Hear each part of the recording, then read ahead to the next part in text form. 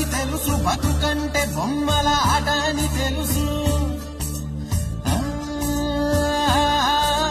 కథ అని తెలుసు, కథ అని తెలుసు, కథలన్నీ కంచికే చేరునని తెలుసు,